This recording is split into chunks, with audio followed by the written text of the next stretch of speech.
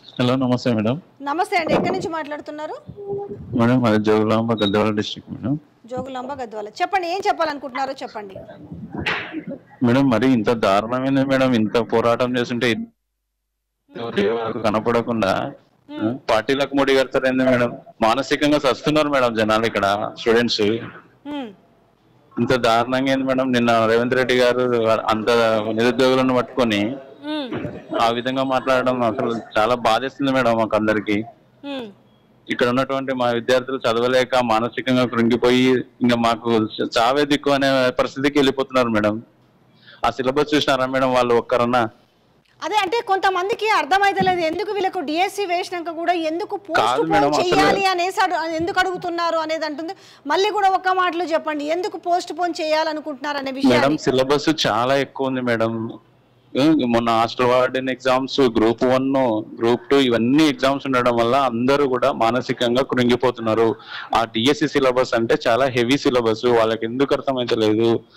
Post phone చేయడం వల్ల వచ్చే నష్టం ఏంది? ఇన్ని సంవత్సరాల నుంచి లేని నష్టం ఇప్పుడు ఒక నెలకు నష్టం ఎందుకు వస్తుంది పిల్లలకు?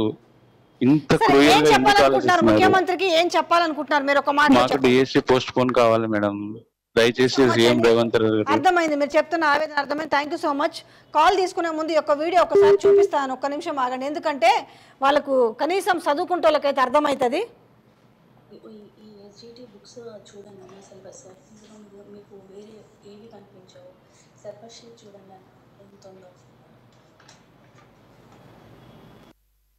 సిలబస్ గురించి చెప్తున్నారు, ఎంత ఉంటుంది, మేము ఎందుకు పోస్ట్ పోన్ చేయాలని అడుగుతున్నాం అనేది మీకు ఇందులో కనిపిస్తుంది. అన్న ఇది మ్యాథ్స్ కంటెంట్ అన్న, సైన్స్ కంటెంట్ అన్న, ఇది కూడా సైన్స్ కంటెంట్, ఇది కూడా సైన్స్ కంటెంట్, ఇది సైన్స్ కంటెంట్, ఇది సోషల్ స్టడీస్ అన్న కంటెంట్, ఇది హిస్టరీ, ఇది సివిక్స్, ఇది ఎకనామిక్స్ అన్న, ఇది తెలుగు మెథడాలజీ అన్న, ఇది మనకు అవసరం లేదన్న, బెంగాలీ మెథడాలజీ, ఇది మ్యాథ్స్ మెథడాలజీ అన్న, ఇది కూడా మ్యాథ్స్ మెథడాలజీ, ఇది చూడండి అన్న science methodology, science social methodology అన్న, ఇది సిలబస్ అన్న 18 పేపర్స్ ఉందన్న.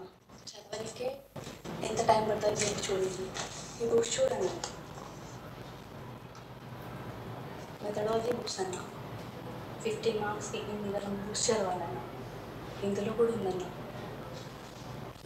సో వీళ్ళందరూ కూడా వీడియోలు చేసి పంపించారు, చూసారు కదా. సిలబస్ అనేది ఎంత ఉంది, మీకు ఏం చెప్తే అర్థం అవుతుంది, మాకు సమయం ఇవ్వండి అని చెప్తున్నారు. వాళ్ళు చెప్తున్న ఆవేదన అంతా అదే ఉంది.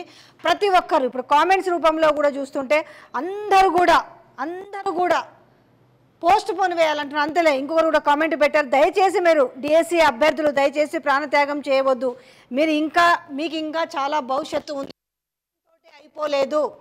ఒకవేళ ప్రభుత్వం మొండి వైఖరికి తీసుకున్నా కూడా వాళ్ళ చరిత్రహీనులుగా మిగిలిపోతారు.